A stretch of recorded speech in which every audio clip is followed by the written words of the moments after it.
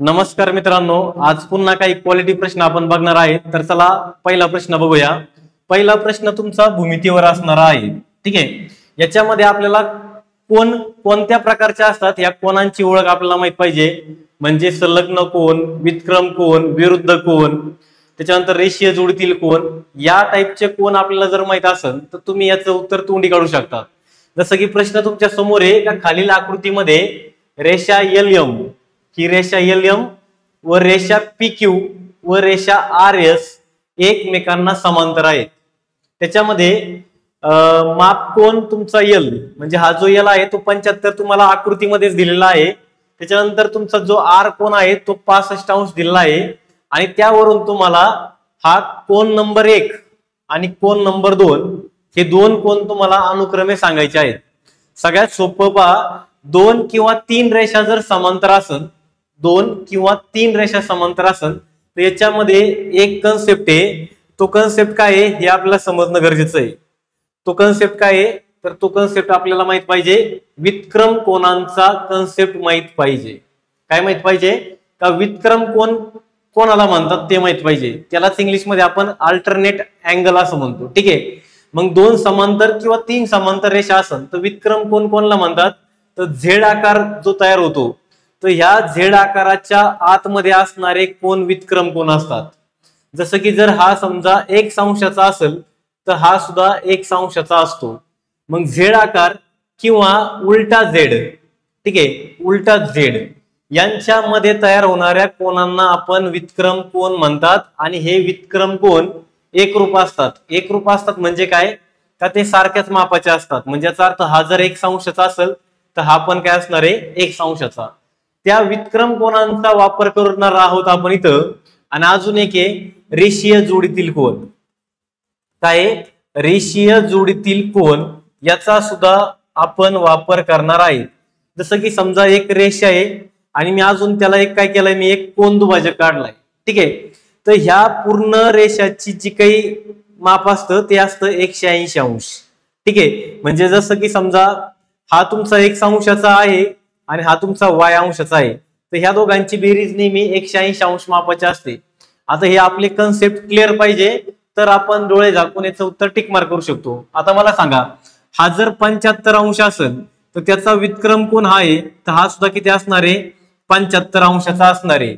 आणि मी जर ह्या रेषेचा विचार केला तर ह्या रेषीय जोडीतील कोण झाला आणि रेषीय जोडीतील कोण असणारे पूर्ण 180 अंश। मग पूर्ण 180 अंशामध्ये हा 75 अंश आहे तर हा किती असेल तुम्ही म्हणाल सर 1 नंबर असणार आहे 105 अंशाचा। म्हणजे माप कोण तुमचा 1 जो आहे तो 105 अंशाचा आला। सेम त्याचप्रमाणे हा जर 65 अंशाचा असेल तर त्याचा व्युत्क्रम कोण हा 65 अंशाचा असणार आहे। किती अंशाचा असणार आहे 65 अंशाचा असणार आहे। पुन्हा रेषीय जोडीतील कोण 180 अंश मापाचे असतात तर मग उरलेला किती असणार आहे तर 115 अंश असणार आहे। म्हणजे माप कोण तुमचा पहिला 105 आणि दुसरा 115 म्हणजे ऑप्शन नंबर 3 आपलं उत्तर पाहिजे। काय पाहिजे आपलं ऑप्शन नंबर 3 उत्तर पाहिजे।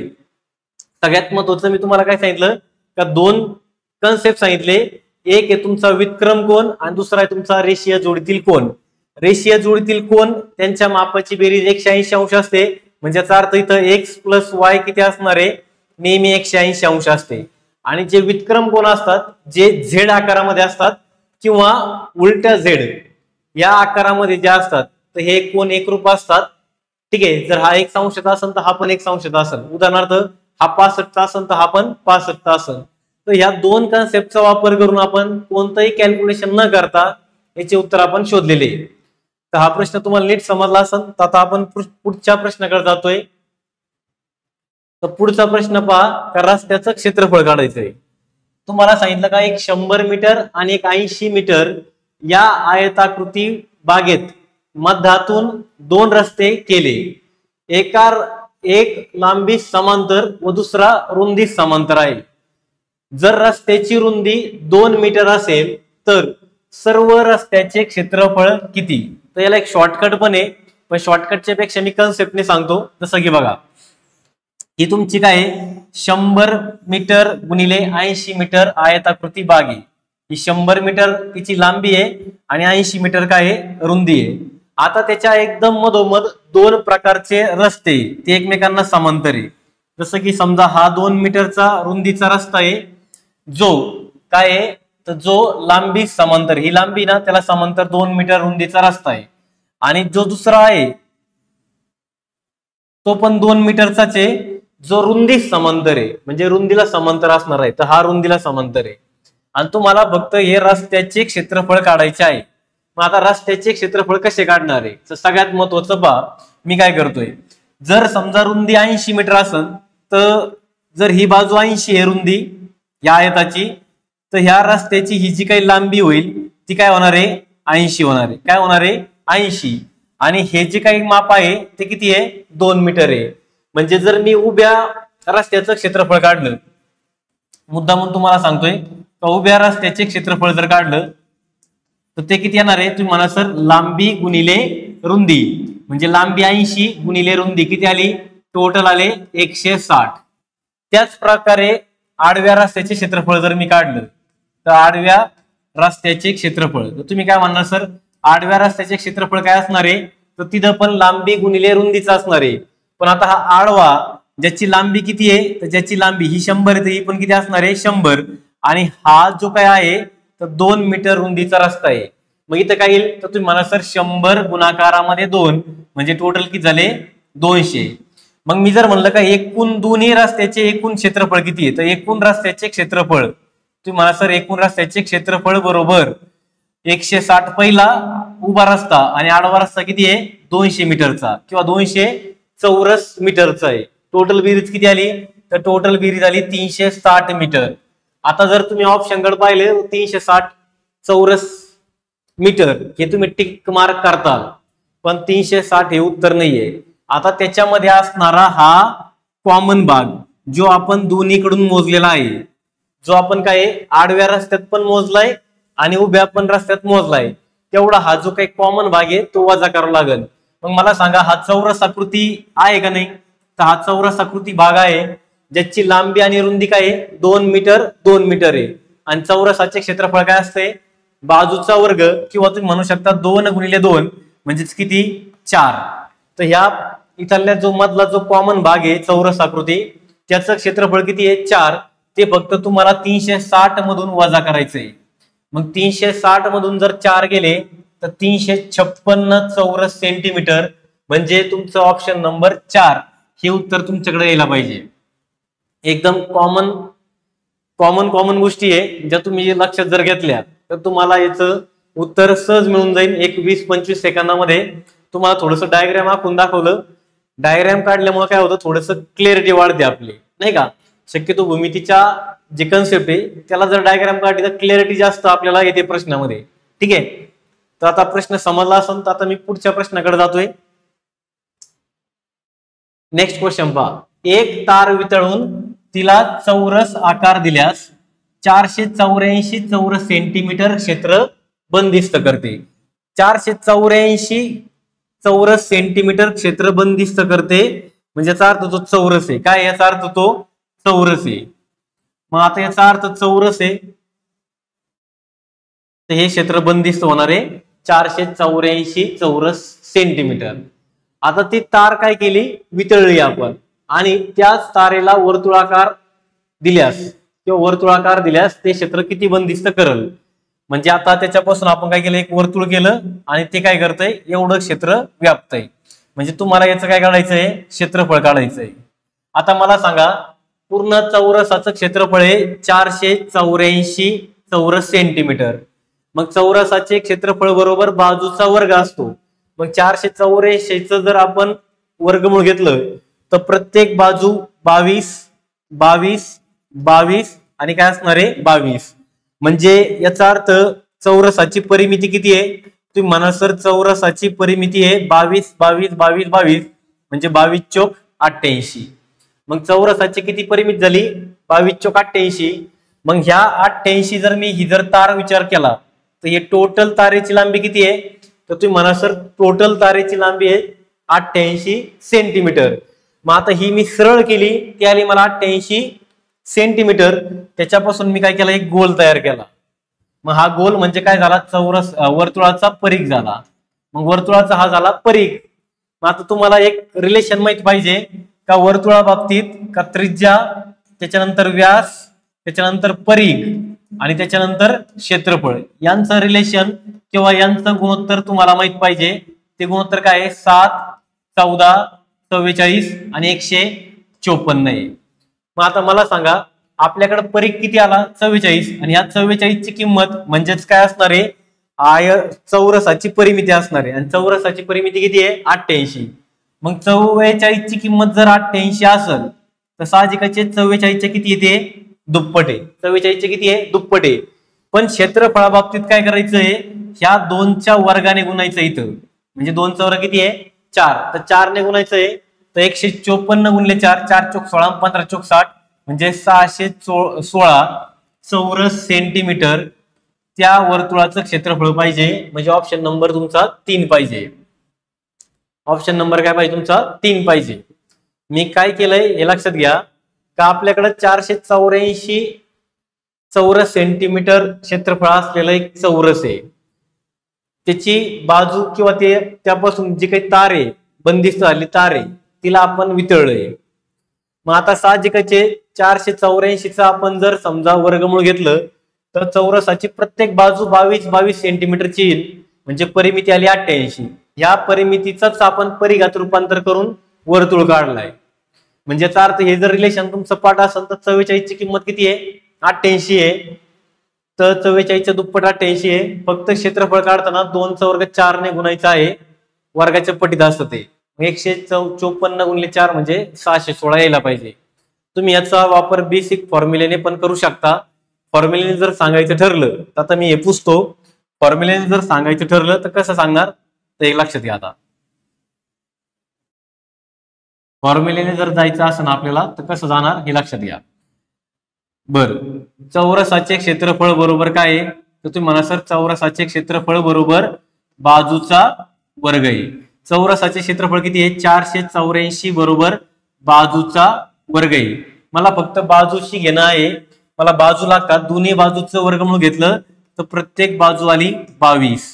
मग प्रत्येक बाजू आली 22 सेंटीमीटर.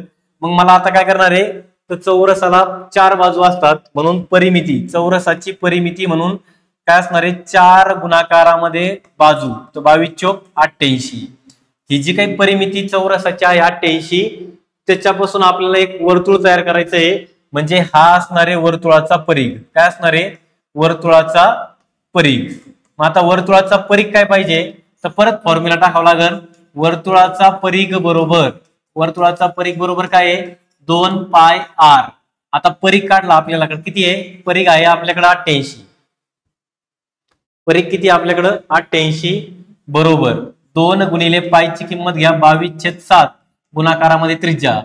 22 दुने 44, 44 दुने 88, 7 दुने 14. त्रिज्या किती आली, 14 आली. मग त्रिज्या 14 आली तर वर्तुळाचं क्षेत्रफळ काय आहे तर वर्तुळाचं क्षेत्रफळ आहे पाय r चा वर्ग. पायची किंमत 22/7 गुणाकारामध्ये 14 गुणाकारामध्ये 14. 7 1 7, 7 दुने 14, 14 दुने 28, 28 गुणिले 22 616. एवढं करावं लागतं पहा, एवढं करावं लागतं. हे जर तुम्हाला मी आधीची मेथड सांगितली होती ना, ती जर मेथड जर केली तर तुम्ही तोंडी पण उत्तर काढू शकता. तुम्ही लिहून घेऊ शकता. मी नेक्स्ट क्वेश्चन कडे जातोय. परत एका आयताचे क्षेत्रफळ, एका आयताचे क्षेत्रफळ चौरसाच्या क्षेत्रफळाच्या तिप्पट आहे. मग आयताचे क्षेत्रफळ बरोबर 3 गुणिले चौरसाचे क्षेत्रफळ. कारण त्यांनी सांगितलं का चौरसाच्या क्षेत्रफळाच्या तिप्पट आहे. मग आयताचे क्षेत्रफळ बरोबर काय असणार आहे, 3 गुणिले चौरसाचे क्षेत्रफळ असणार आहे. मग आयताचे क्षेत्रफळ काय असतं तर आयताचे क्षेत्रफळ असतं लांबी गुणिले रुंदी बरोबर 3 गुणिले चौरसाचे क्षेत्रफळ काय असतं तर चौरसाचे क्षेत्रफळ असतं बाजूचा वर्ग. मग आता बाजू इथं मी काय मानतो तर बाजू इथं मी मानतो a. मग a चा वर्ग. इथं मी काय मानलंय तर बाजू, चौरसाची बाजू एवढा मोठा शब्द लिहिण्याच्या ऐवजी मी काय मानलं, a मानलंय. तुम्ही x मानू शकता, y मानू शकता, m मानू शकता, काही माना. मी तर a मानलंय. बर, त्याच्यामध्ये काय सांगितलंय, आयताची लांबी 40 सेंटीमीटर आहे. आयताची लांबी 40 सेंटीमीटर आहे, मग 40 गुणिले परत आयताची जी काही रुंदी आहे चौरसाच्या बाजूच्या 3/2 पट आहे. बरं चौरसाची बाजू किती आहे ए आहे, त्याच्या किती करायची आपल्याला, तर त्या एच्या 3/2 पट, त्या एच्या 3/2 पट काय आहे रुंदी आहे. म्हणजे याचा अर्थ मी बी ची किंमत काय टाकली, तर बी ची किंमत टाकली मी ए गुणाकारामध्ये 3/2 का, तर हे वाक्य आयताची रुंदी चौरसाच्या बाजूच्या 3/2 पट आहे, तर चौरसाची बाजू आपण ए मानले, इथं चुकून सुद्धा एचा वर्ग लिहायचा नाही. ठीक आहे, बरोबर काय असणार आहे 3 गुणाकारामध्ये बाजूचा वर्ग. काय काय कॅन्सल होईल पाहता, इकडं 3 अंशामध्ये, इकडं 3 अंशामध्ये, मध्ये बरोबरीचं चिन्ह आहे, दोघं गुणाकारामध्ये म्हणून मी ते 3 कॅन्सल करू शकतो. बे 1 बे, बे 2 4, बे 0 0. इथं ए आणि इथं एचा वर्ग आहे, त्याच्यामुळे हा एक ए आणि हा वर्ग कॅन्सल होईल. इथं राहिले 20 आणि पुढे राहिला ए, म्हणजे बाजू किती आली, तर तुम्ही म्हणा सर चौरसाची बाजू आली 20. चौरसाची बाजू किती आली, तर चौरसाची बाजू आली 20. मग तुम्हाला काय विचारलं चौरसाची बाजू किती सेंटीमीटर आहे, मग चौरसाची बाजू किती सेंटीमीटर आहे, तर 20 सेंटीमीटर आहे. कळला का प्रॉब्लेम, चौरसाची बाजू किती आहे 20 सेंटीमीटर आहे, तर ए आपण चौरसाची बाजू मानली होती, म्हणजे सारं 3 लाईनचं उत्तर आहे. ठीक आहे, चला नेक्स्ट पहा. हे पहा मित्रांनो, जर तुम्हाला व्हिडिओ लेक्चर जर समजा लेक्चर मध्ये जे शिकवतोय, जे कन्सेप्ट सांगतोय ते जर समजत असेल तर आपले जास्तीत जास्त मित्रांना शेअर करा, त्याच्यानंतर लाईक करा आणि सबस्क्राईब सुद्धा करा. ठीक आहे, हा एक तुमच्याकडून सपोर्ट आहे. अशाच प्रकारे नवीन नवीन क्वालिटीचे प्रश्न मी तुमच्या पुढे घेऊन येणार आहे. अजून थोड्या दिवसांनी क्वालिटी प्लस क्वांटिटी दोन्ही गोष्टी असणार आहे. आता सध्या फक्त क्वालिटी आहे, पण काही दिवसांनी अजून एक 3 4 5 दिवसांनी आपण क्वालिटी प्लस क्वांटिटी देण्याचा प्रयत्न करणार आहे. ठीक आहे, त्यामुळे तुम्हाला इथं फक्त एवढंच आहे का तुम्हाला थोडंसं बेसिक ज्ञान असणं गरजेचं आहे. ते जर बेसिक ज्ञान नसेल तर तुम्ही ऑनलाईन बॅच माझी घेऊ शकता, ती तुम्हाला तिथं समजून जाईल का एकदम बेसिक काय असतं ते. आता मी असं गृहीत धरतोय का थोडंफार तुम्हाला बेसिक येतंय, त्या अनुषंगानेच क्वेश्चन सॉल्व्ह करून राहिलो. ठीक आहे, नेक्स्ट पाहता.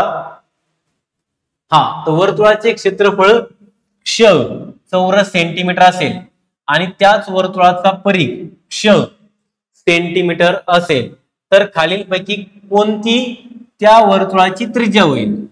मग वर्तुळाचे क्षेत्रफळ बरोबर, वर्तुळाचे क्षेत्रफळ बरोबर पाय गुणाकारामध्ये आर चा वर्ग. आता त्यांनी काय सांगितलं का वर्तुळाचं क्षेत्रफळ किती आहे क्ष आहे, म्हणजे मी असं लिहू शकतो का क्ष बरोबर पाय गुणाकारामध्ये आर चा वर्ग. हे झालं पहिली कंडिशन. पुढे काय सांगितलं वर्तुळाचा परिघ. मग वर्तुळाचा परिघ बरोबर काय असतो, तर तुम्ही म्हणा सर वर्तुळाचा परिघ बरोबर 2 गुणिले पाय गुणिले आर असतो. आता इथं परिघ सुद्धा काय आहे, तर परिघ सुद्धा क्षच आहे. मग ह्या परिघ सुद्धा क्ष आहे, तर क्ष बरोबर काय असणार आहे 2 गुणिले पाय गुणिले आर. आता जर समजा एक लक्षात येतंय पहा मला, तर खालीलपैकी कोणती त्या वर्तुळाची त्रिज्या होईल मला सांगा. मी जर याचा विचार केला तर क्ष बरोबर पाय आर वर्ग, आणि मी जर याचा विचार केला परिघाचा तर क्ष बरोबर 2 पाय आर. आता याच्यामध्ये पहा का क्षची किंमत जी डाव्या बाजूला आहे, या दोघांची जर डावी बाजू सेम असेल तर साहजिकच आपल्याला हा गणितामधला रूल आहे का डावी बाजू सेम असेल तर ऑटोमॅटिक तिची उजवी बाजू सेम असणार आहे. म्हणजे ह्या दोन समीकरणाची तुलना करू शकतो. जर क्ष सेम असेल तर हे दोन गोष्टी काय असणार आहे सेम असणार आहे, म्हणजे बरोबरीत असणार आहे. म्हणजे याच्यावर मी असं लिहू शकतो का पाय आर वर्ग बरोबर काय असणार आहे 2 पाय आर असणार आहे. याच्यामध्ये पाय इथं गुणिले पायला पाय कॅन्सल, इथं हा आर आणि हा आर वर्ग कॅन्सल, म्हणजे त्रिज्या किती आली तर त्रिज्या आली 2 सेंटीमीटर. त्रिज्या किती आली 2 सेंटीमीटर. म्हणजे ऑप्शन नंबर काय पाहिजे तुमचं सेकंड. फक्त 2 इक्वेशन तुम्हाला बॅलन्स करायचे होते. याला तुम्ही समीकरण 1 म्हणू शकता, याला समीकरण तुम्ही 2 म्हणू शकता. समीकरण 1 आणि 2 वरून जर त्यांच्या डाव्या बाजू सेम असेल तर साहजिकच त्यांच्या उजव्या बाजू सुद्धा काय असणार आहे सेम असणार आहे. जर हे समजत नसेल तर क्षची किंमत काय करायची, ही किंमत काय करायची इथं ठेवायची, तर तुम्हाला आर मिळून जाईल.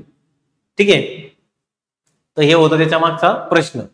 आतापर्यंत आपण काही भूमितीचे प्रश्न घेणार आहे आणि 1-2 थोडेसे वेगळ्या अँगलचे प्रश्न घेणार आहे. तर आता पहा इथं काय सांगितलंय तुम्हाला, का इथं तुमचा सरासरी वेग आहे, म्हणजे तुम्हाला अंतर, वेग आणि वेळ याच्यामधला काय दिला आहे, प्रश्न दिला आहे. नीरजने एकूण 60 किलोमीटर अंतरापैकी, म्हणजे एकूण अंतर होतं 60 किलोमीटर, त्या अंतरापैकी पहिले 20 किलोमीटर अंतर ताशी 10 किलोमीटर वेगाने, पुढील 20 किलोमीटर अंतर ताशी 12 किलोमीटर वेगाने आणि राहिलेले 20 किलोमीटर अंतर ताशी 15 किलोमीटर वेगाने कापले. तर नीरजचा संपूर्ण 60 किलोमीटर अंतराच्या प्रवासातील सरासरी वेग किती? तर बरेच विद्यार्थी याला फॉर्म्युला वापरतात, बेसिकने सोडवतात, पण मी याला वेगळ्या अँगलने सोडवणार आहे. कोणत्या वेगळ्या अँगलने सोडवणार आहे पहा. सगळ्यात महत्वाचं म्हणजे वेग गुणाकारामध्ये वेळ बरोबर काय असतं रे, अंतर असतं. हे सगळ्यांना माहिती आहे का, वेग गुणिले वेळ बरोबर काय असणार आहे, अंतर असणार आहे. इथं तुम्हाला लक्षात येत आहे का, एकूण 60 किलोमीटर अंतर आहे, त्याच्यापैकी 20 किलोमीटर पहिलं, नंतर 20 किलोमीटर, नंतर 20 किलोमीटर, तर 20 किलोमीटरचे टोटल 3 टप्पे आहे. किती टप्पे आहे? 20 किलोमीटरचे टोटल 3 टप्पे आहेत. मी याच्यातली हा प्रश्न सोडवण्याची बेस्ट शॉर्ट ट्रिक सांगू राहील तुम्हाला, कामाला येईल, तुम्ही ती लिहून घ्या, कारण याच्या नंतरचा प्रश्न तुम्हाला कमेंट बॉक्स मध्ये करायचा आहे. सेम असाच प्रश्न आहे, त्याचं उत्तर तुम्हाला कमेंट बॉक्स मध्ये करायचं आहे, हे लक्षात घ्या. मग आता वेग, पहिला वेग किती आहे, तर ताशी 10 किलोमीटर, ताशी 10 किलोमीटर हा वेग आहे. नंतरचा वेग किती आहे, तर 12 किलोमीटर ताशी, म्हणजे 12 किलोमीटर प्रति तास. नंतरचा वेग आहे 15 किलोमीटर प्रति तास. आता इथं लक्षात घ्या, 60 किलोमीटर अंतर तुमचं स्थिर आहे, म्हणजे तुमचं जे काही अंतर आहे ते कॉन्स्टंट आहे. तर तुम्ही काय करणार आहे, या तिघांचा लसावी घेणार आहे. मग 10, 12 आणि 15 यांच्या पाड्यामध्ये कॉमन संख्या काय आहे, तर यांच्या पाड्यामध्ये कॉमन संख्या आहे 60. मग थोड्या वेळासाठी आपण ते अंतर 60 किलोमीटर मानू. हे 60 म्हणजे प्रश्नातले 60 नव्हे, हे आपण 10, 12 आणि 15 यांचा लसावी घेतलाय, तो 60 आला. हे 60 आणि ते 60 लकीली मॅच झाले, पण हे 60 म्हणजे प्रश्नातले 60 नव्हे. आता मला सांगा, 20 किलोमीटरचे किती टप्पे आहे? तुम्ही म्हणा सर 20 किलोमीटरचे 3 टप्पे, म्हणून याला गुणिले मी 3 करणार. जर 4 टप्पे असते तर गुणिले 4 केलं असतं, 5 टप्पे असते तर गुणिले 5 केलं असतं, पण आपल्याकडे किती टप्पे आहे? 3च टप्पे. मला सांगा, 10 सक 60, 12 पंचे 60, 15 चोक 60, बरोबर आहे का नाही? आता हा झाला वेग, हा झाला वेळ. तर एकूण किती वेळ लागला, तर तुम्ही म्हणा सर एकूण वेळ लागला 6 4 10, 10 5 15, तर एकूण वेळ लागला 15 एवढा.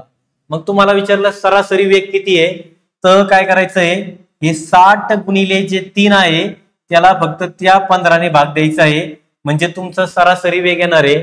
तर 15 1 15, 15 चोक 60 आणि 4 त्रिक 12, म्हणजे सरासरी वेग आला 12 किलोमीटर प्रति तास. खूप सोपं आहे, मी एक्सप्लेन करतोय म्हणून मला वेळ लागला, खूप सोपं आहे. तर सरासरी वेग काय आहे, तर 12 किलोमीटर प्रति तास आहे. ठीक आहे, आता हे समजलं असेल तुम्हाला. तर याच्या आधारित एक शॉर्ट ट्रिक्स आहे पहा. आपलं लेक्चर संपलंय, आज एवढंच होतं आपल्याकडं. ठीक आहे, खूप घाईघाईत लेक्चर केलंय मी. तर आता पहा, याचं उत्तर तुम्हाला खाली कमेंट बॉक्स मध्ये सांगायचंय, जेणेकरून मला समजेल का तुम्ही व्हिडिओ पूर्ण पाहतात आणि किती विद्यार्थी हा पूर्ण व्हिडिओ पाहतात हे पण समजेल. ठीक आहे, चला आज आपण थांबूया. धन्यवाद.